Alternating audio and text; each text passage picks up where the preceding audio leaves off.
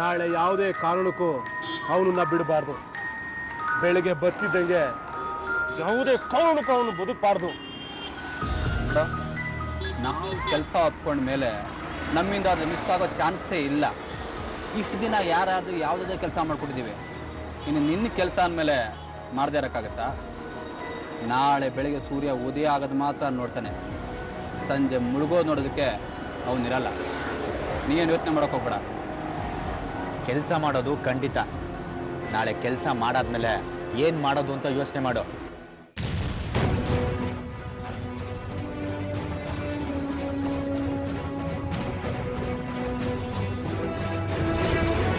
December 29, 2012 ವಿದ್ಯಾಪೀಠ circle, Bengaluru, ಬೆಳಿಗ್ಗೆ 10 ಗಂಟೆ. ಲಕ್ಷ್ಮಿ, ಲಕ್ಷ್ಮಿ, ಭಾಗ್ಯದ ಲಕ್ಷ್ಮಿ ಬರಮ್ಮ, ನನ್ನ ಹೆಂಡತಿ ನೀನು. ಲಕ್ಷ್ಮಿಗ್ ಬಾ ಅಂದ್ರೆ ಲಕ್ಷ್ಮಿ ಮಗಳು ಪ್ರತ್ಯಕ್ಷ ಆಗ್ಬಿಟ್ಲಲ್ಲ. ಅಪ್ಪ ನನ್ಗೇನೆ ಸ್ಕೂಲ್ ಕರ್ಕೊಂಡೋದೆ. ಯಾಕೆ ಪುಟ್ಟ, ಆಟೋ ಅಂಕಲ್ ಬರೋದಿಲ್ವೋ? ರೀ, ಅವ್ರಿವತ್ತು ಬರಲ್ವಂತೆ, ನೀವೇ ಸ್ಕೂಲಿಗೆ ಬಿಟ್ಬಿಡಿ. ನನಗೆ ಆಗೋದಿಲ್ಲ ಮೇಡಮ್, ನನಗೆ ಆಫೀಸಲ್ಲಿ ಕೆಲಸ ಇದೆ. ಯಾಕ್ರಿ ಆಗಲ್ಲ? ನೀವು ಆಫೀಸಿಗೆ ಹೋಗಿ ಕಡ್ದು ಕಟ್ಟೆ ಹಾಕೋದು ಅಷ್ಟ್ರಲ್ಲೇ ಇದೆ. ಇಷ್ಟು ವರ್ಷ ಆದ್ರೂ ಒಂದ್ ಒಳ್ಳೆ ನೆಕ್ಲೆಸ್ ಕೊಡ್ಸಕ್ಕಾಗಿಲ್ಲ ನಿಮ್ ಕೈಯಲ್ಲಿ. ನೋಡು ಪುಟ್ಟ, ನಿಮ್ಮ ಅಮ್ಮನೇ ನಂಗೆ ವಜ್ರ ಇದ್ದಂಗೆ ಅಲ್ವಾ? ಅಮ್ಮಂಗೆ ಬೆಳ್ಳಿ ಬಂಗಾರ ಎಲ್ಲ ಯಾಕೆ ಬೇಕಮ್ಮ? ಇದೊಂದೇ ಒಂದು ಪ್ರಾಜೆಕ್ಟ್ ಸಕ್ಸಸ್ ಆಗ್ಲಿ, ಅಮ್ಮನ್ನ ಬಂಗಾರದಲ್ಲಿ ಮುಳುಗಿಸ್ಬಿಡ್ತೀವಿ ಅಂತ ಹೇಳೋಣ, ಆಯ್ತಾ? ಆಹಾ, ಇದಕ್ಕೇನ್ ಕಮ್ಮಿ ಇಲ್ಲ ಬಂಡಾಲ್ ರಾಜ. ರೀ, ಯಾಕ್ರಿ ಶೇವ್ ಮಾಡ್ಕೊಂಡಿಲ್ಲ? ಈ ಪ್ರಾಜೆಕ್ಟ್ ಕಂಪ್ಲೀಟ್ ಆಗ್ಲೇ ಹರಕೆ ಹೊತ್ತಿದ್ದೀನಿ, ಫುಲ್ ಶೇವ್ ಮಾಡಿಸ್ಬಿಡ್ತೀನಿ. ಸರಿ ಸರಿ, ಹೊರಡಿ, ಸ್ಕೂಲಿಗೆ ಲೇಟ್ ಆಗತ್ತೆ. ಬಾ ಪುಟ್ಟ, ನಾನೇ ನಿನ್ನ ಸ್ಕೂಲಿಗೆ ಬಿಡ್ತೀನಿ.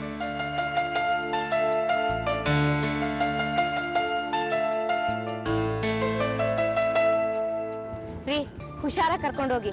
ಆಯ್ತು, ಮಧ್ಯಾಹ್ನ ಮಗುನ ನೀನೇ ಕರ್ಕೊಂಬರ್ತೀಯ ಅಲ್ವಾ ಸ್ಕೂಲಿಂದ? ಸರಿ, ನಾನೇ ಕರ್ಕೊಂಡ್ ಬರ್ತೀನಿ. ಆಮೇಲೆ ಸಂಜೆ ನೀವು ಬೇಗ ಬಂದ್ಬಿಡಿ, ಆಯ್ತಾ? ಆಯ್ತು, ಮಹಾರಾಣಿ ಅವರ ಸೇವೆಗೆ ನಾವು ಸದಾ ಸಿದ್ಧ.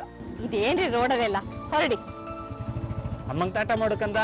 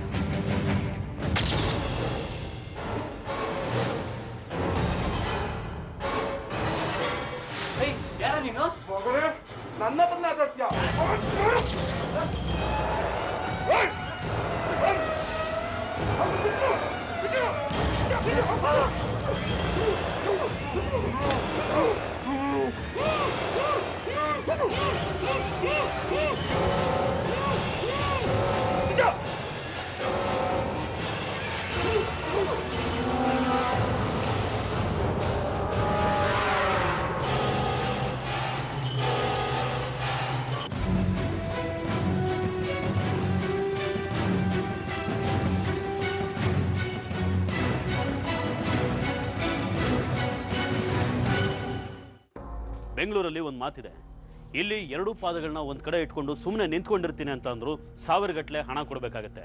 ಇವತ್ತು ಬೆಂಗಳೂರಿನ ಇಂಚಿಂಚು ಜಾಗಕ್ಕೂ ಬಂಗಾರದ ಬೆಲೆ.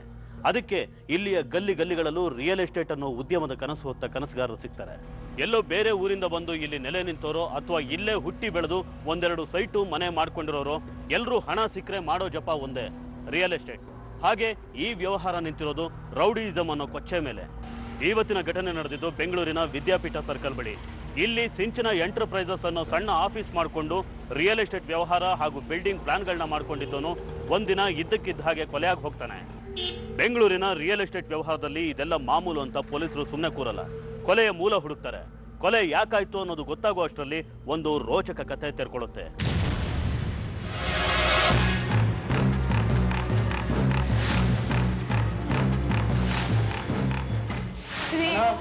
ಎದ್ದಾಳಣ್ಣ, ನೋಡಮ್ಮ, ಸಮಾಧಾನ ಮಾಡ್ಕೊಂಡು ಈ ರೀತಿ ಹೇಳೋದ್ರಿಂದ ಏನು ಪ್ರಯೋಜನ ಆಗೋದಿಲ್ಲ. ಏನಾಯ್ತು ರೀ? ಎದ್ದೇಳ್ರಿ. ಅಯ್ಯೋ ಪುನೀತ್, ಏನಾಯ್ತು? ಹೇಗಾಯ್ತು? ಎದ್ದೇಳ್ರಿ ರೀ. ಸರ್ ಎತ್ಕೊಳ್ಳಿ ಸರ್, ಹಾಸ್ಪಿಟ್ಲಿಗೆ ಕರ್ಕೊಂಡು ಹೋಗೋಣ, ಎತ್ಕೊಳ್ಳಿ ಸರ್. ಸಿಂಚನ, ನೀನಾದ್ರೂ ನಿಮ್ಮ ಅಪ್ಪನ ಎಪ್ಸಮ್ಮ. ನೋಡಮ್ಮ, ನೀವು ಈ ರೀತಿ ಧೈರ್ಯ ಹೊಂದಿದ್ರೆ ಮಗು ಕಥೆ ಏನಾಗ್ಬೇಕು? ಅಪರಾಧಿಗಳನ್ನ ನಾವು ಆದಷ್ಟು ಬೇಗ ಹಿಡಿತೀವಿ. ನೋಡ್ರಿ, ಬಾಡಿನ ಪೋಸ್ಟ್ ಮಾರ್ಟಮ್ ವ್ಯವಸ್ಥೆ ಮಾಡಿ. ಇಲ್ಲೊಬ್ರು PC ಡ್ಯೂಟಿಗೆ ಹಾಕಿ. ಏನಪ್ಪ ನಿನ್ನ ಹೆಸರು? ಪುನೀತ್. ನನ್ನ ಜೊತೆ ಸ್ಟೇಷನ್ ಬಾ. ಆಯ್ತು.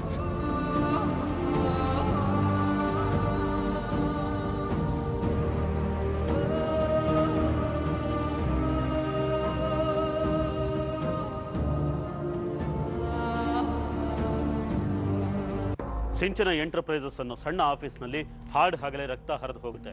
ಆಗಷ್ಟೇ ಜೀವನ ಕಟ್ಕೋತಿದ್ದ ಶಂಕರ್ ಅನ್ನೋ ಅಮಾಯಕನ ಬದುಕು ಕೊನೆಯಾಗುತ್ತೆ. ವಿದ್ಯಾಪೀಠ ಸರ್ಕಲ್ ಯಾವಾಗಲೂ ಜನನಿಬಿಡ ಪ್ರದೇಶ.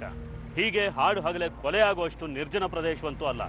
ಹೀಗೆ ಹಾಡು ಹಗಲೇ ಕೊಲೆ ಆಗಬೇಕಾದ್ರೆ ಇದರ ಹಿಂದೆ ಯಾರ ಕೈವಾಡ ಇರಬಹುದು ಹಾಗೂ ಇದರ ಹಿನ್ನೆಲೆ ಏನು ಅನ್ನೋ ಅನುಮಾನ ಶುರುವಾಗುತ್ತೆ. ಹನುಮಂತನಗರ ಪೊಲೀಸ್ ಠಾಣೆ, ಬೆಂಗಳೂರು. ಏನ್ ನಡೀತು? ಯಾರ್ಯಾರಿದ್ರಿ ಅಲ್ಲಿ? ಸರ್, ಬೆಳಿಗ್ಗೆ ಬಂದ್ಬಿಟ್ಟು ನಾನು ಆಫೀಸ್ ಬಾಗ್ಲ ತೆಗೆದ್ಬಿಟ್ಟು ಎಲ್ಲ ಕ್ಲೀನ್ ಮಾಡಿ ನನ್ನ ಕೆಲಸ ನಾನು ನೋಡ್ಕೊಂತ ಇದ್ದೆ ಸರ್. ಶಂಕರಣ್ಣ ಯಾವಾಗಲೂ 10:15 ಸುಮಾರು ಬರ್ತಾ ಇದ್ರು. ಇವತ್ತು ಸ್ವಲ್ಪ ಲೇಟ್ ಆಯ್ತು ಸರ್. ನಿಮ್ಮ ಶಂಕರಣ್ಣ ಬಂದ ಮೇಲೆ ಅಲ್ಲಿ ಏನೇನು ನಡೀತು? ನಾನು ನನ್ನ ಕೆಲಸ ನೋಡ್ಕೊತಿದ್ದೆ, ಶಂಕರಣ್ಣ ಅವ್ರ ಕೆಲಸ ನೋಡ್ಕೊತಿದ್ರು. ಸುಮಾರು ಒಂದು 12:30 ಯಾರೋ 3 ಜನ ಆಫೀಸ್ ಒಳಗೆ ದಡಬಡ ಅಂತ ಬಂದ್ಬಿಟ್ಟು ಶಂಕರಣ್ಣನ ಮೇಲೆ ಅಟ್ಯಾಕ್ ಮಾಡೋಕ್ಕೆ ಸ್ಟಾರ್ಟ್ ಮಾಡಿದ್ರು. ನಾನು ಅದನ್ನು ತಡೆಯೋಕ್ಕಂತ ಹೋದೆ. ಅದ್ರನ್ನಲ್ಲೊಬ್ಬ ನನ್ನ ತಳ್ಳಿಬಿಟ್ಟ. ನನ್ನ ತಲೆ ಗೋಡೆಗೆ ತಗಲ್ಕೊಂಡು ನಾನು ಅಲ್ಲೇ ಮುರಿಸಿ ಬಿದ್ದೋಗ್ಬಿಟ್ಟೆ ಸರ್. ಆಮೇಲೆ ಏನು ನಡೀತು ಗೊತ್ತಾಗ್ಲಿಲ್ಲ. ಅವ್ರು ಯಾರು ಅಂತ ಹಿಡಿತೀರಾ? ಇಲ್ಲ ಸರ್, ಎಲ್ಲರೂ ಹೆಲ್ಮೆಟ್ ಹಾಕೊಂಡಿದ್ರು, ಆದರೆ ಕನ್ನಡ ಮಾತಾಡ್ತಿದ್ರು ಸರ್. ನಿಮ್ಮ ಶಂಕರಣ್ಣ ಅಲ್ಲಿ ಯಾರ ಜೊತೆನಾದ್ರೂ ವೈರತ್ವ ಕಟ್ಕೊಂಡಿದ್ದ? ನಾನು ಸೇರಿದ ಮೇಲಂತೂ ಯಜಮಾನ್ರು ಯಾರ ಜೊತೆನೂ ಜಗಳ ಆಡಿಲ್ಲ ಸರ್. ನೀನು ಅಲ್ಲಿ ಕೆಲಸಕ್ಕೆ ಸೇರಿ ಎಷ್ಟು ದಿವಸ ಆಯ್ತು? 15 ದಿನ ಆಗಿತ್ತು ಸರ್. ನನಗೆ ಅವ್ರ ಬಗ್ಗೆ ಬಹಳ ಗೊತ್ತಿಲ್ಲ. ಸರಿ, ಫರ್ದರ್ ಏನಾದರೂ ಇನ್ಫಾರ್ಮೇಶನ್ ಬೇಕಾದ್ರೆ ನೀನು ಮತ್ತೆ ಸ್ಟೇಷನ್ ಬರಬೇಕಾಗುತ್ತೆ. ಅಲ್ಲಿವರೆಗೂ ನೀನು ನಮ್ಗೆ ಗೊತ್ತಿಲ್ಲದಾಗೆ ಊರು ಬಿಟ್ಟು ಹೋಗ್ಬಾರ್ದು. ಆಯ್ತು ಸರ್. ಸರಿ, ನೀನು ನೋಡು. ಬರ್ತೀನಿ ಸರ್.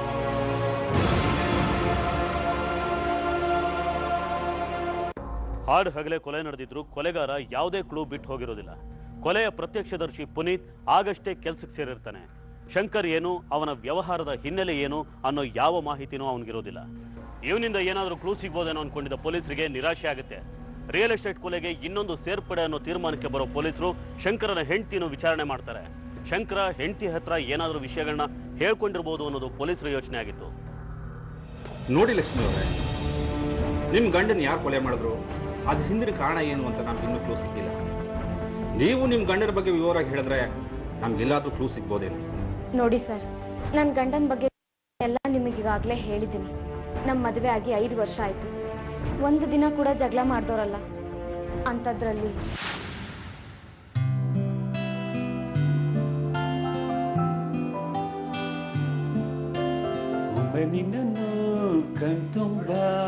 ಏನೇ ಇದು ಇಷ್ಟೊಂದು ರೋಸು?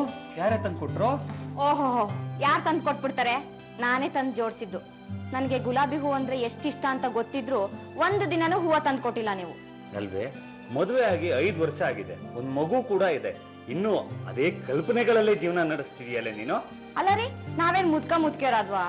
ನೀವಂತೂ ಒಳ್ಳೆ ಅಡುಗುಲ್ ಅಜ್ಜ ಆಡ್ದಂಗೆ ಆಡ್ತೀರಪ್ಪ. ಹೌದು, ನಾನು ಅಡುಗು ಲಜ್ಜಾನೆ.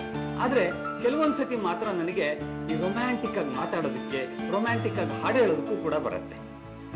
ನೋಡ, ಈ ಗುಲಾಬಿಯು ನಿನಗಾಗಿ, ಇದು ಚೆಲ್ಲುವ ಪರಿಮಳ ನಿನಗಾಗಿ, ಈ ಹೂವಿನಂದ ಪ್ರೇಯಸಿ. ಇದಕ್ಕೇನ್ ಕಮ್ಮಿ ಇಲ್ಲ.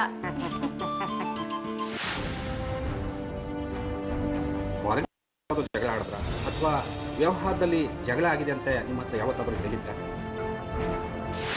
ಲಕ್ಷ್ಮಿ, ಲಕ್ಷ್ಮಿ, ಏನೇ ಇದು ಹೀಗ್ ಮಾಡಿದ್ಯಾ? ಅಯ್ಯೋ ಇದ್ಯಾಕ್ರಿ ತಗೊಂಡ್ರಿ? ನಾನು ಐರನ್ ಮಾಡ್ತಾ ಇದ್ದೆ, ಸಿಂಚನ ಕರೆದ್ಲು ಅಂತ ಹೋದೆ.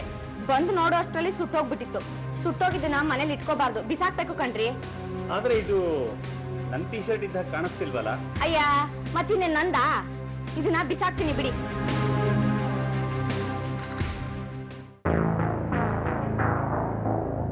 ಹಲೋ, ಯಾರು? ನೋಡು, ಅದ್ ನನಗ್ ಸೇರ್ಬೇಕಾಗಿದ್ದು ನಾನು ತಗಂಡೆ. ನೀನ್ ಯಾವ ತೋಳಂಡಿ ನಾಯಕ ಅಂತ ನಿನ್ ವಿಷಯಕ್ಕೆ ನಾನು ಬರ್ಲಿ? ನೋಡು, ಆಗಲ್ಲ ಕಣ, ಆಗಲ್ಲ. ನೀನ್ ಏನ್ ಬೇಕಾದ್ರೂ ಮಾಡ್ಕೋ, ಆಗಲ್ಲ. ರೀ, ಯಾರ್ರಿ ಅದು? ಯಾಕಷ್ಟು ಜೋರಾಗಿ ಮಾತಾಡ್ತಾ ಇದ್ರಿ? ಯಾವ್ದೋ ನಮ್ಮ ಪ್ರಾಪರ್ಟಿ ವಿಷಯ ಕಣೆ. ನೋಡಿ, ನೀವು ಮಾಡ್ತಾ ಇರೋದು ರಿಯಲ್ ಎಸ್ಟೇಟ್ ವ್ಯವಹಾರ. ದೊಡ್ಡವ್ರನ್ನೆಲ್ಲ ಎದ್ದು ಹಾಕೊಳಕ್ ಹೋಗ್ಬೇಡಿ. ಆಮೇಲೆ ಏನಾದ್ರೂ ಹೆಚ್ಚು ಕಮ್ಮಿ ಆದ್ರೆ ನೀವೇನಾದ್ರೂ ಸ್ವಲ್ಪ ಹುಷಾರಾಗಿರಿ. ಏನು ಆಗಲ್ಲ, ನೀನ್ ತಲೆ ಕೆಡಿಸ್ಬೇಡ.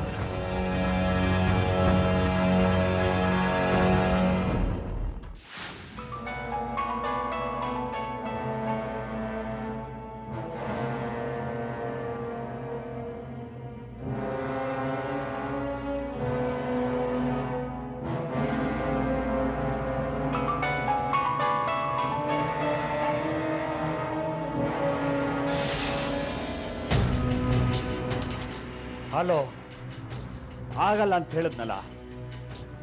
ಹೀಗೆ ಮತ್ತೆ ಮತ್ತೆ ನನಗೆ ಡಿಸ್ಟರ್ಬ್ ಮಾಡಬೇಡ. ಫೋನ್ ಇಡೋ.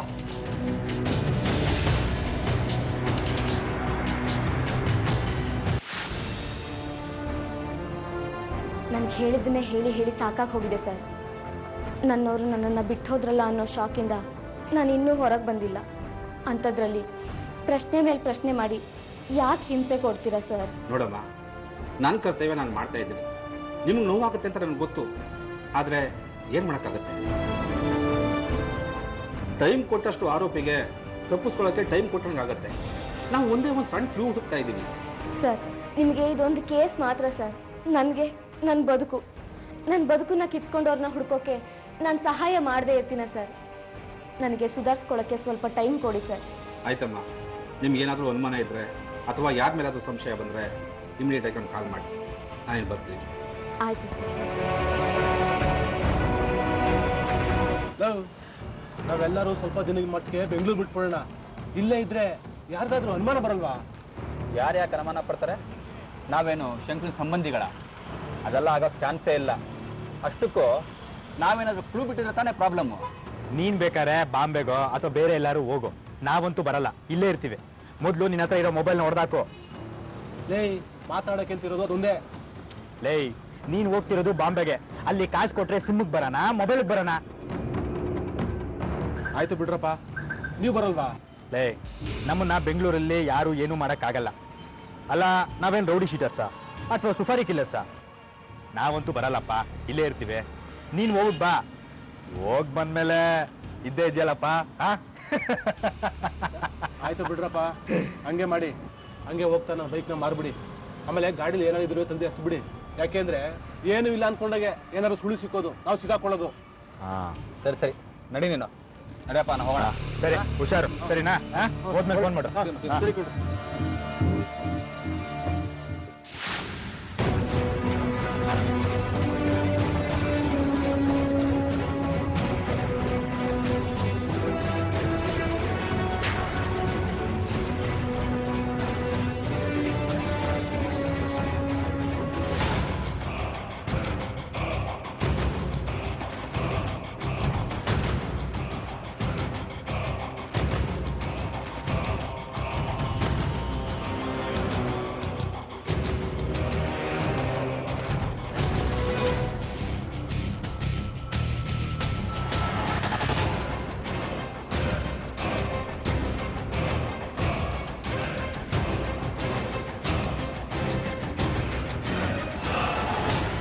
ಕೊಲೆಗಾರರು ಒಂದೊಂದೇ ಸಾಕ್ಷ್ಯಾಧಾರಗಳನ್ನ ನಾಶ ಮಾಡ್ತಾ ಹೋಗ್ತಾರೆ.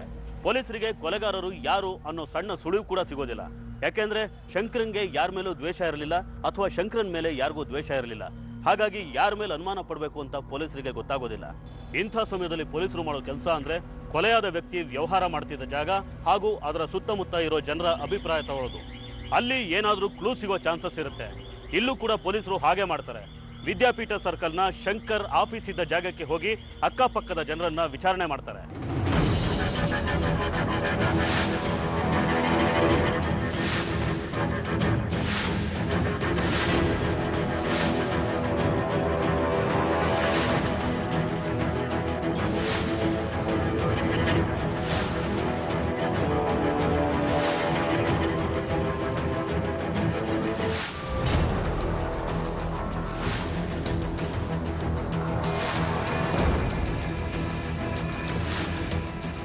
ಯಜಮಾನ್ರೆ, ಇಲ್ಲಿ ಮೊನ್ನೆ ಒಂದು ಕೊಲೆ ಆಯ್ತಲ್ಲ, ಆ ಕೊಲೆ ಮಾಡಿದವ್ರು ನೀವೇನಾದ್ರೂ ನೋಡಿದ್ರಾ?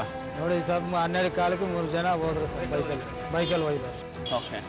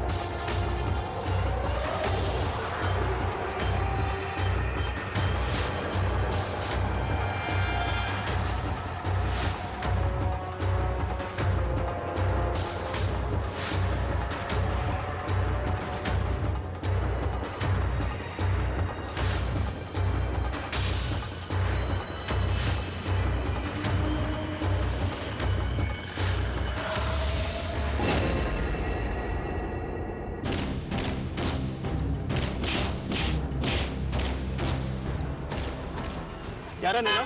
ಯಾಕೆ ನಮ್ಮನ್ನು ನೋಡೋಗ್ತಿದ್ದೆ? ಪಿಕ್ ಪ್ಯಾಕೆಟ್ ಮಾಡೋಣ? ಅಲ್ಲ ಸರ್, ಹಾಗೇನಿಲ್ಲ. ನಾನು ಇಲ್ಲೇ ಅಂಗಡಿಗೆ ಪೇಪರ್ ಹಾಕೋನು. ಮತ್ತೆ ನಮ್ಮ ನೋಡಿ ಸುಮ್ಮನೆ ಓಡೋಕೆ ಶುರು ಮಾಡಿದ್ಯಾ? ಅಂಥದ್ದೇನಿಲ್ಲ ಸರ್, ನೀವು ಬಂದಾಗೆ ಸರ್ ನಾನು ಬಂದಿದ್ದು. ನೀನು ಯಾವಾಗ ಎಲ್ಲೆಲ್ಲಿ ಏನ್ ಮಾಡ್ತಿದ್ದೆ ಅಂತ ಹೇಳ್ಬಿಟ್ಟು ಚೆನ್ನಾಗಿ ಗೊತ್ತಿದೆ. ಸುಮ್ಮನೆ ಬಾಯ್ ಬಿಟ್ರೆ ಸರಿ, ಇಲ್ಲ ಅಂದ್ರೆ ಸ್ಟೇಷನಿಗೆ ಕರ್ಕೊಂಡು ಹೋಗಿ. ಸರ್ ಹೊಡಿಬೇಡಿ ಸರ್, ದಯವಿಟ್ಟು ಎಲ್ಲ ಹೇಳ್ಬಿಡ್ತೀನಿ ಸರ್. ಸರಿ ಹೇಳು. ಸರ್ ಅದು ಸರ್ ನಮ್ಮ ಓನರು ಇಲ್ಲೇ ನ್ಯೂಸ್ ಏಜೆನ್ಸಿ ನಡೆಸ್ತಿದ್ದಾರೆ ಸರ್. ಅವ್ರೇನು? ಸರ್ ಏನಿಲ್ಲ, ಪೊಲೀಸ್ ಅವ್ರು ಏನ್ ಮಾಡ್ತಾರೆ ಅದು ನೋಡ್ಕೊಬಂದು ಹೇಳು ಅಂದ್ರು ಸರ್. ಅಷ್ಟೇನಾ ಅಥವಾ? ಅಷ್ಟೇ ಸರ್, ಮತ್ತೇನಿಲ್ಲ ಸರ್. ಸರಿ, ಅವತ್ ಕೊಲೆ ನಡೆದಾಗ ನೀನ್ ಎಲ್ಲಿದ್ದೆ? ಏನ್ ಮಾಡ್ತಿದ್ದೆ? ಯಾವ ಕೊಲೆ ಸರ್? ಯಾವ ಕೊಲೆನಾ? ಶಂಕ್ರಾಂತು? ಸರ್ ಅವತ್ತು ಬೆಳಿಗ್ಗೆ ಪೇಪರ್ ಹಾಕ್ಬಿಟ್ಟು 12 ಗಂಟೆಗೆ ಮನೆಗೆ ಹೋಗಿದ್ದು ಅಷ್ಟೇ ಸರ್, ನನ್ಗೆ ಇನ್ನೇನು ಗೊತ್ತಿಲ್ಲ ಸರ್. ಅವತ್ತು ಅಷ್ಟೊತ್ತಿಗೆ ನೀನ್ ಇಲ್ಲೇ ಇದ್ದೆ ಅಂತ ಕೆಲವ್ರು ಹೇಳಿದ್ದಾರೆ, ಅದು ಸುಳ್ಳ ಆಗಿದ್ರೆ? ಸಾಧ್ಯನೇ ಇಲ್ಲ ಸರ್. ಅವತ್ತು ಪೇಪರ್ ಹಾಕ್ಬಿಟ್ಟು ಮನೆಗೆ ಹೋದವನು ನಾನು ಸಂಜೆನೆ ಸರ್ ಈ ಕಡೆ ಬಂದಿದ್ದು. ನಿಮ್ಮ ಓನರ್ಗೋ ಆ ಶಂಕರ್ಗೋ ಏನ್ ದ್ವೇಷ? ಯಾವತ್ತಾದ್ರು ಜಗಳ ಆಡ್ಕೊಂಡಿದ್ದ? ಹಾಗೇನಿಲ್ಲ ಸರ್, ಅವ್ರು ಯಾವತ್ತೂ ಮಾತಾಡೇ ಇಲ್ಲ ಸರ್. ಅವ್ರ ಆಫೀಸ್ ಇರೋದು ನಮ್ಮ ಅಂಗಡಿಯಿಂದ ತುಂಬಾ ದೂರ ಇದೆ ಸರ್. ನಿಮ್ಮ ಓನರ್ ಅಡ್ರೆಸ್ ಗೊತ್ತಾ ನಿನಗೆ? ಗೊತ್ತು ಸರ್. ಸರಿ ತೋರ್ಸು, ಕರ್ಕೊಳ್ರಿ.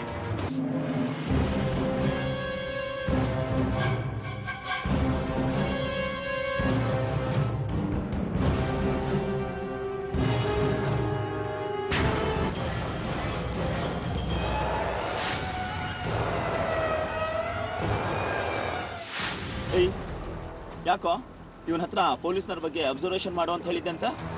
ಯಾರು ಸರ್? ಸರ್ ನಾವೇನು ಹೇಳಿಲ್ಲ ಸರ್. ಸರ್ ಹೊಡಿಬಿಡಿ ಸರ್, ಸರ್ ಹೊಡಿಬಿಡಿ ಸರ್, ಹೇಳ್ತೀನಿ ಸರ್. ಸರ್ ಆ ಚೆಲುವರಾಜು ಅನ್ನೋರು ಶಂಕರ್ನ ಕೊಲೆ ಮಾಡೋದಕ್ಕೆ ಹೇಳಿದ್ರು ಸರ್. ಏನು, ಚೆಲುವರಾಜು ಕೊಲೆ ಮಾಡಕ್ ಹೇಳಿದ್ನ? ಅವನಿಗೂ ಆ ಶಂಕರ್ಗೂ ಏನ್ ದ್ವೇಷ? ಅದೇನೋ ನಮ್ಗೆ ಗೊತ್ತಿಲ್ಲ ಸರ್. ನಮಗೆ ಕೊಲೆ ಮಾಡಕ್ ಕೇಳಿದ್ರು ನಾವು ಕೊಲೆ ಮಾಡಿದ್ವಿ ಸರ್. ಎಲ್ಲಿದ್ದಾನೀಗ ಅವನು? ಸರ್ ಬಾಂಬೆಲಿದ್ದಾನೆ ಸರ್, ಇಲ್ಲಿಗೆ ಬರ್ಬೋದು ಸರ್. ಸರಿ, ನಿಮ್ಮ ಹತ್ರ ಅವ್ನ ನಂಬರ್ ಇದೆಯಾ? ಇಲ್ಲ ಸರ್. ಸರ್ ಮುಂಬೈಗೆ ಹೋದ್ಮೇಲೆ ಅಲ್ಲಿಂದ ಕಾಲ್ ಮಾಡ್ತೀನಿ ಅಂತ ಹೇಳ್ದ, ಇನ್ನೂ ಮಾಡಿಲ್ಲ ಸರ್.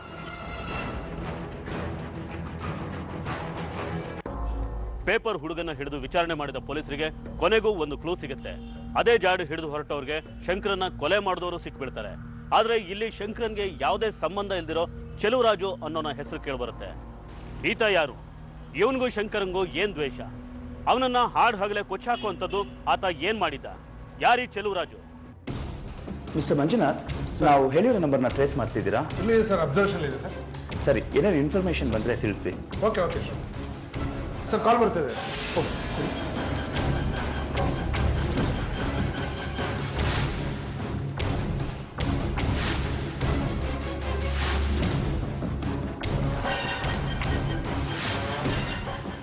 ಸರ್ ಕಾಲ್ ಟ್ರೇಸ್ ಆಗಿದೆ ಅಂತ. ಹೌದೇನ್ರಿ? ಸರಿ ನಡ್ರಿ ಹೊರಡೋಣ.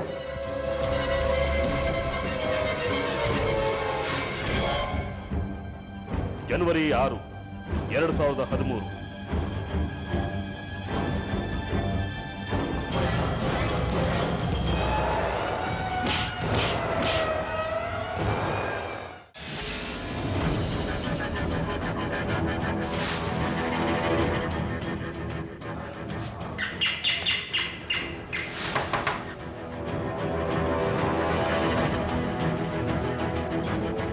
ಸರ್ ಲಕ್ಷ್ಮಿ ಅವರೇ, ನೀವು ಸ್ಟೇಷನ್ ಬರಬೇಕಾಗುತ್ತೆ. ನಿಮ್ಮ ಗಂಡನ ಕೊಲೆ ಮಾಡಿದವರು ಸಿಕ್ಕಿದ್ದಾರೆ. ಯಾರು ಸರ್? ಬನ್ನಿ, ನಿಮಗೆ ಗೊತ್ತಾಗುತ್ತೆ. ಬನ್ನಿ. ಸಿಂಚು, ಪಕ್ಕದ ಮನೇಲಿ ಆಡ್ಕೊ ಹೋಗಮ್ಮ. ಕರ್ಕೊಂಡ್ಬನ್ರಿ ಬೇಗ.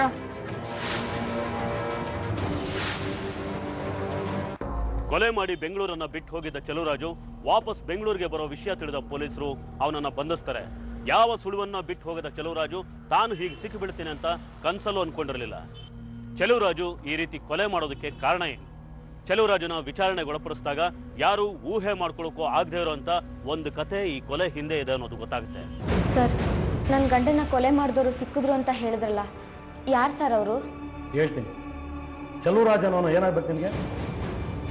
ಚೆಲುವರಾಜುನ ನನಗೊಂದು ದೂರದ ಸಂಬಂಧಿ ಸರ್.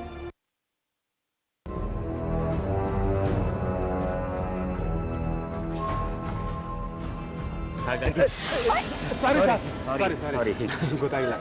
ಮಾಡ್ತೀನಿ ಮೇಡಮ್. ಹೇ ಚೆಲುವಾ, ನೀನೇನ್ ಇಲ್ಲಿ? ಲಕ್ಷ್ಮಿ, ನೀವು ಇಲ್ಲೇ? ರೀ, ಇವನು ಚೆಲುವರಾಜು ಅಂತ ನನ್ ದೂರದ ಸಂಬಂಧಿ. ನಮಸ್ಕಾರ ಸರ್, ನಾನು ಇಲ್ಲಿ ಬೆಂಗಳೂರಲ್ಲಿ ಇದ್ದೀನಿ ಇವಾಗ. ಹೌದಾ? ಚೆಲುವರಾಜು, ನಮ್ ಮನೆ ಇಲ್ಲೇ ಇರೋದು. ಬಾ ನೋಡ್ಕೊಂಡು ಹೋಗು, ಅವಾಗ ಅವಾಗ ಬರ್ತಾ ಇರ್ಬೋದು.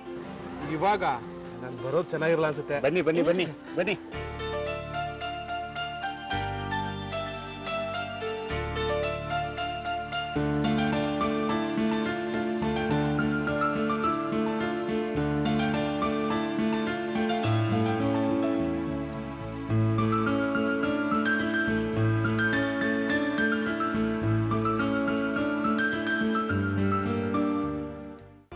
ನನ್ ಗಂಡ ಕೊಲೆ ಆಗೋಕ್ಕೆ ಮುಂಚೆ 10 ದಿನದಿಂದ ಅವ್ನು ನಮ್ಮ ಮನೆಗೆ ಬಂದೇ ಇಲ್ಲ ಸರ್. ಈಗ ಅವನ ವಿಷಯ ಯಾಕೆ ಸರ್? ಈಗ ಒಂದು ವಿಷಯ ಬೇಕಾಗಿದೆ. ಕರೀರಿ ಅವನ್ನ. ಸಿದ್ದಯ್ಯ, ಚೆಲುವರಾಜ್ ಕರ್ಕೊಂಡ್ಬನ್ರಿ. ಇವನೇನಾ ನಿಮ್ ಚೆಲುವರಾಜ್? ಹೌದು ಸರ್, ಆದ್ರೆ ಅವನಿಲ್ಲಿ. ನೋಡಮ್ಮ, ಆದ್ರೆ ಗೀದ್ರೆ ಅದೆಲ್ಲ ಬೇಡ. ನಿಜ ಏನು ಅಂತ ಬಾಯ್ಬಿಟ್ಬಿಡು. ಇಲ್ಲ ಅಂದ್ರೆ ನಮ್ಮ ಪೊಲೀಸ್ ದಾಟಿನಲ್ಲಿ ನೀನು ಬಾಯ್ಬಿಡಿಸ್ಬೇಕಾಗುತ್ತೆ. ಹೇಳ್ತೀನಿ ಸರ್. ಚೆಲುವರಾಜ್ಗೂ ನನಗೂ 10 ವರ್ಷದಿಂದ ಪರಿಚಯ. ನಾನು PUC ಓದುವಾಗ ಕಂಪ್ಯೂಟರ್ ಕ್ಲಾಸ್ನಲ್ಲಿ ಪರಿಚಯ ಆದ.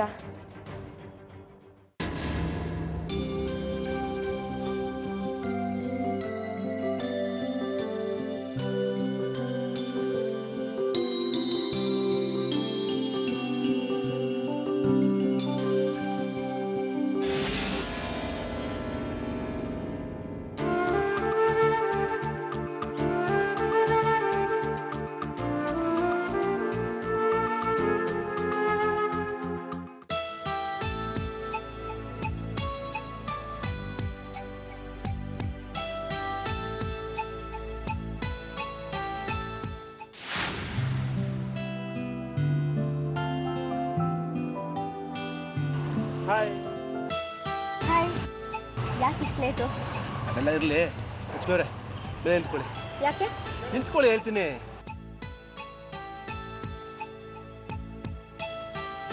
I love you.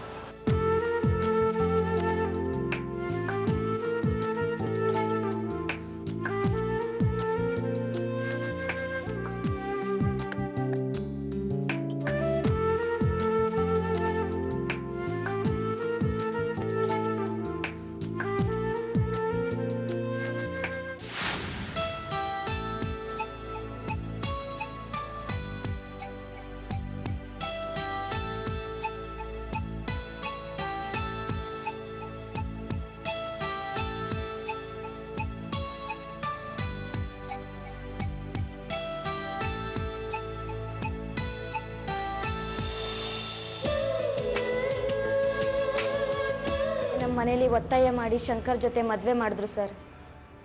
ಅವ್ರ ಜೊತೆ ಮದ್ವೆ ಆದ್ಮೇಲೆ ನಾನು ಖುಷಿಯಾಗೇ ಇದ್ದೆ. ನಂತರ ಇವ್ರ ಮನೆಗೆ ಹೋಗೋದಕ್ಕೆ ಶುರು ಹಚ್ಕೊಂಡ್ಯಾ ನೀನು? ಒಂದಿನ ಲಕ್ಷ್ಮಿ ಫೋನ್ ಮಾಡಿ ಮನೆ ಕರ್ಸ್ಕೊಂಡ್ಲು.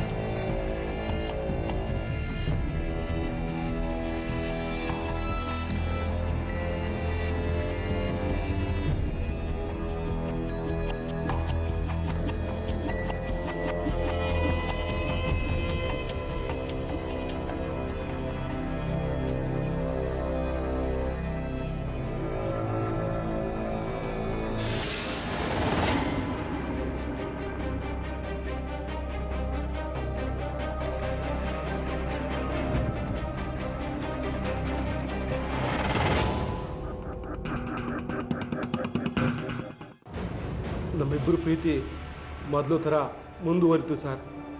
ಆಮೇಲೆ ನಮ್ಮಿಬ್ಬರು ಮಧ್ಯ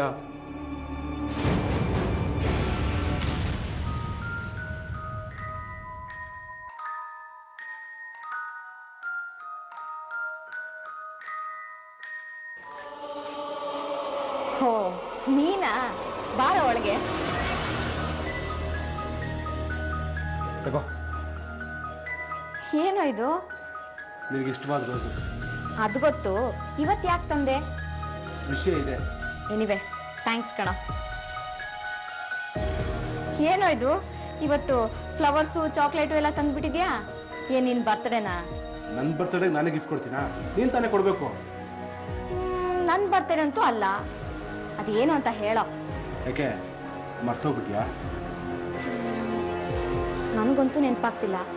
ಅದೇನು ಅಂತ ಹೇಳು, ಸಸ್ಪೆನ್ಸ್ ಅಲ್ಲಿ ಇಡಬೇಡ. ಇವತ್ತಿನ ದಿನನೇ ನಾನು ನಿನಗೆ ಮೊದಲನೇ ಸಲ ಪ್ರಪೋಸ್ ಮಾಡಿದ್ದು. ನೀನು ಹೂ ಅಂದಿದ್ದೆ. ಯಾಕೆ ನೆನಪಿಲ್ವಾ? ಓ, ಅದೆಲ್ಲ ನೀನಿನ್ನೂ ನೆನ್ಪಿಟ್ಕೊಂಡಿದೀಯಾ? ಹೇಗೆ ಮರೀಲಿ?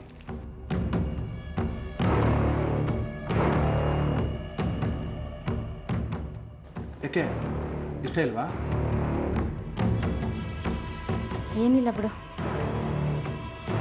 ಸರಿ ಸರಿ, ಒಂದು ಲೋಟ ನೀರು ಕೊಡು. ಸರಿ ಕೂತ್ಕೋ. ತಪ್ಪು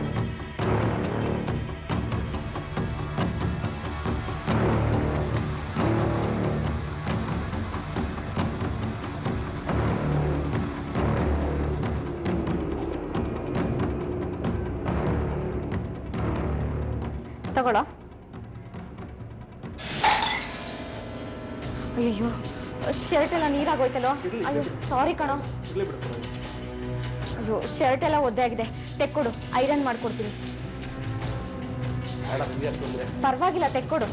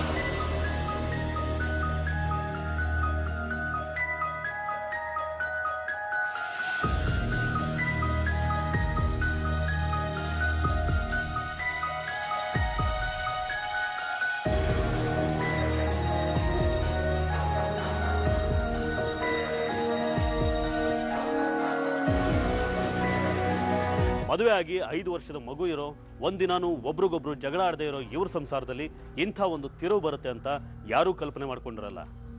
ಗಂಡನ ಜೊತೆ ಅಷ್ಟೊಂದು ಖುಷಿಯಾಗಿರೋ ಭಾಗ್ಯಲಕ್ಷ್ಮಿ ಮನಸ್ಸಲ್ಲಿ ಇಂಥ ಒಂದು ಅಸಮಾಧಾನ ಹೊಗೆ ಆಡ್ತಾ ಇದೆ ಅಂತ ಯಾರು ತಾನೇ ತಿಳ್ಕೊಳ್ಳೋದಕ್ಕೆ ಸಾಧ್ಯ?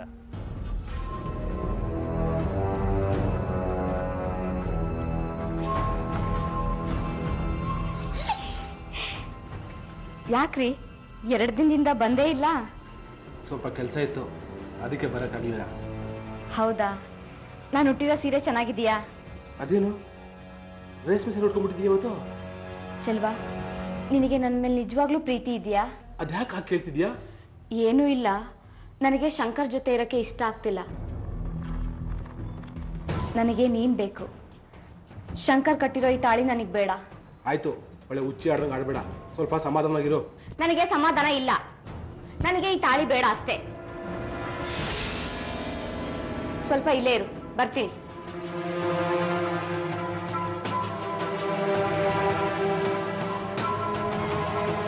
ತಗೋ, ಇದನ್ನ ಕಟ್ಟು.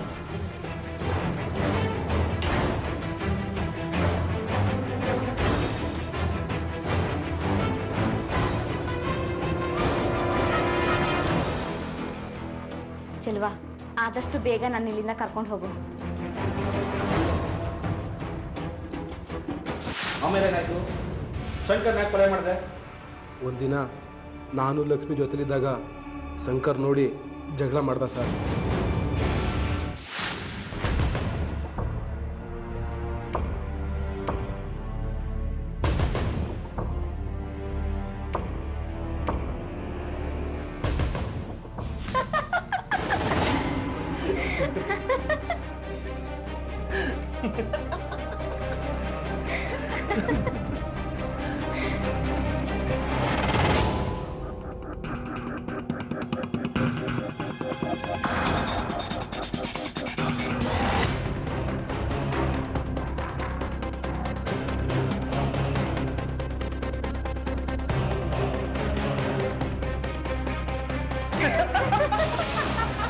ಲಕ್ಷ್ಮಿ,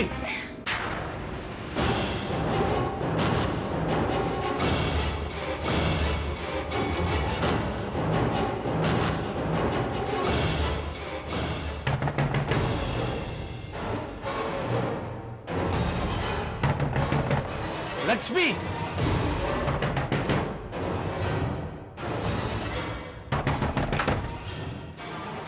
ನಾಯೇ, ನೀನು ನಮ್ಮ ಸಂಬಂಧಿಕನ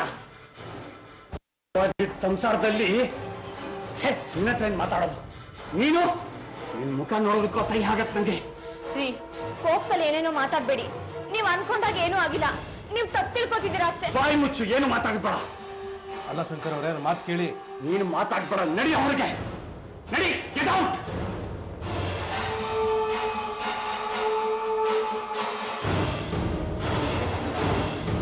ತನ್ನನ್ನು ತುಂಬಾ ಪ್ರೀತಿಸೋ ಹೆಂಡತಿ ಸಿಕ್ಕಿದಾಳೆ, ಮುದ್ದಾದ ಮಗು ಇದೆ, ಇನ್ನೇನು ಬೇಕು ಜೀವನದಲ್ಲಿ ಅಂತ ತುಂಬಾ ಖುಷಿಲಿದ್ದ ಶಂಕರನಿಗೆ ತನ್ನ ಹೆಂಡತಿಯ ಅಮಾಯಕತೆಯ ಹಿಂದೆ ಇಂಥ ಒಂದು ದುಷ್ಟತರ ಇದೆ ಅಂತ ಗೊತ್ತಾದಾಗ ಕುಸಿದು ಹೋಗ್ತಾನೆ.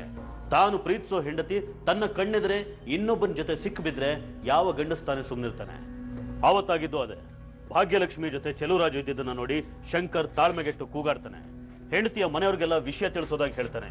ಹೀಗೆ ಒಂದು ಅನೈತಿಕ ಸಂಬಂಧದ ಸುಳಿಗೆ ಸಿಕ್ಕಿರೋ ಹೆಣ್ಣು ಏನ್ ಮಾಡೋದಕ್ಕೂ ಹೇಸೋದಿಲ್ಲ ಅನ್ನೋದಕ್ಕೆ ಭಾಗ್ಯಲಕ್ಷ್ಮಿ ಉದಾಹರಣೆ ಆಗ್ಬಿಡ್ತಾಳೆ. ಇಷ್ಟೆಲ್ಲ ಘಟನೆ ಆದ್ಮೇಲೆ ಲಕ್ಷ್ಮಿಗೆ ಶಂಕರ್ ಹಿಂಸೆ ಕೊಡೋಕೆ ಶುರು ಮಾಡ್ದ. ಲಕ್ಷ್ಮಿ ಒಂದಿನ ಫೋನ್ ಮಾಡಿ ಅವನು ನಾ ಮುಗಿಸ್ಬಿಡು ಅಂದು. ಹಲೋ ಚೆಲ್ವಾ, ಇನ್ನು ಎಷ್ಟು ದಿನ ಅಂತ ಹೀಗೆ ಇರೋದು? ನನಗಂತೂ ಇತ್ತೀಚೆಗೆ ಅವ್ನ ಮುಖ ಕಂಡ್ರೆ ಆಗ್ತಾ ಇಲ್ಲ. ನಿನ್ನೆ ತಾಳಿಯಲ್ಲಿ ಬೇರೆ ಯಾವುದೋ ತಾಳಿ ಹಾಕೊಂಡಿದ್ಯಾ ಅಂತ ಕೇಳ್ತಾ ಇದ್ದ. ನಾನೇನು ಉತ್ತರ ಕೊಡಲಿಲ್ಲ, ಸುಮ್ಮನೆ ಆಗ್ಬಿಟ್ಟೆ. ನೋಡು, ನಾನು ಯಾವಾಗ ಇಲ್ಲಿಂದ ಕರ್ಕೊಂಡು ಹೋಗ್ತೀಯಾ? ದಿಢೀರಂತ ಈಗ ಕೇಳಿದ್ರೆ ನಾನು ಏನ್ ಮಾಡಕ್ಕಾಗುತ್ತೆ? ಅದೇನ್ ಮಾಡ್ತೀಯೋ ನನಗೆ ಗೊತ್ತಿಲ್ಲ. ಮೊದಲು ನನ್ನನ್ನ ಇಲ್ಲಿಂದ ಕರ್ಕೊಂಡು ಹೋಗು. ಅವನ ಸಾಯಿಸಾದ್ರೂ ಪರವಾಗಿಲ್ಲ, ನನ್ನ ಕರ್ಕೊಂಡು ಹೋಗು. ಒಟ್ನಲ್ಲಿ ನಾನು ನಿನ್ ಜೊತೆಗೆ ಇರ್ಬೇಕು ಅಷ್ಟೇ.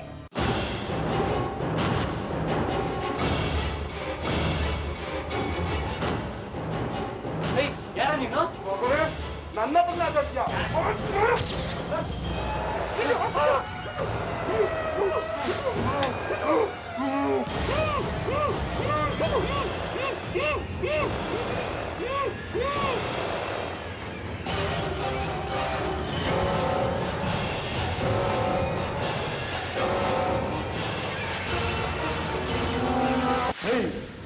ಮನುಷ್ಯನೇನೋ ಯಾವುದೋ ಹೆಣ್ಮಾತ್ಗೋಸ್ಕರ ಒಬ್ಬ ಅಮಾಯಕನ ಕೊಲೆ ಮಾಡ್ದಲ್ಲ ಎಲ್ಕೊಂಡು ಹೋಗ್ರಿ ಇವನ್ನ.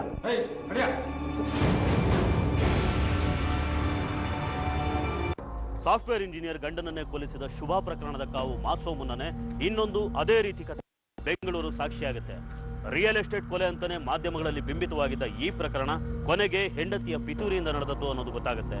ಆರೋಪಿಗಳನ್ನ ಕೊಲೆ ಪ್ರಕರಣದ ಮೇಲೆ ಜೈಲಿಗೆ ಹಾಕಲಾಗುತ್ತೆ. ಪ್ರೀತಿ ಅನ್ನೋದು ಮನುಷ್ಯನ್ನ ಬೆಸೆಯೋ ಭಾವನೆ. ಕೆಲವೇ ನಿಮಿಷಗಳ ದೈಹಿಕ ವಾಂಛೆಗೆ ಬಲಿಯಾದ ಸಂಬಂಧಗಳಲ್ಲಿ ಮಾತ್ರ ಈ ರೀತಿಯ ಘಟನೆಗಳು, ಈ ರೀತಿಯ ನಿರ್ಧಾರಗಳು ನಡೆಯೋದು. ಮಾತಿನಲ್ಲಿ ಅಥವಾ ಪರಸ್ಪರ ಚರ್ಚೆಯಲ್ಲಿ ಬಗೆಹರಿಸಿಕೊಳ್ಳೋದಕ್ಕೆ ಸಾಕಷ್ಟು ದಾರಿಗಳಿರಬೇಕಾದ್ರೆ ಈ ರೀತಿ ಕೊಲೆ ಹೊಡೆದಾಟಗಳಲ್ಲಿ ಅಂತ್ಯ ಕಾಣೋದು ಎಷ್ಟು ಸರಿ? ಮನುಷ್ಯ ನಾಗರಿಕನಾಗ್ತಾ ಹೋದಂತೆ ಈ ರೀತಿಯ ಘಟನೆಗಳು ಹೆಚ್ಚಾಗ್ತಾ ಇರೋದು ವಿಪರ್ಯಾಸ ಅಂತ ಹೇಳ್ತಾ ಇವತ್ತಿನ ಸಂಚಿಕೆನ ಇಲ್ಲಿಗೆ ಮುಗಿಸ್ತಾ ಇದ್ದೀವಿ. ಮುಂದಿನ ಸಂಚಿಕೆಯಲ್ಲಿ ಮತ್ತೊಂದು ವಿಭಿನ್ನ ಕುತೂಹಲಕಾರಿ ಸತ್ಯಕಥೆಯೊಂದಿಗೆ ಮತ್ತೆ ನಿಮ್ಮ ಮುಂದೆ ಬರ್ತೀವಿ. ನಾವು ಕಥೆ ಹೇಳ್ತೀವಿ, ನೀವೆಚ್ಚರವಾಗಿರಿ.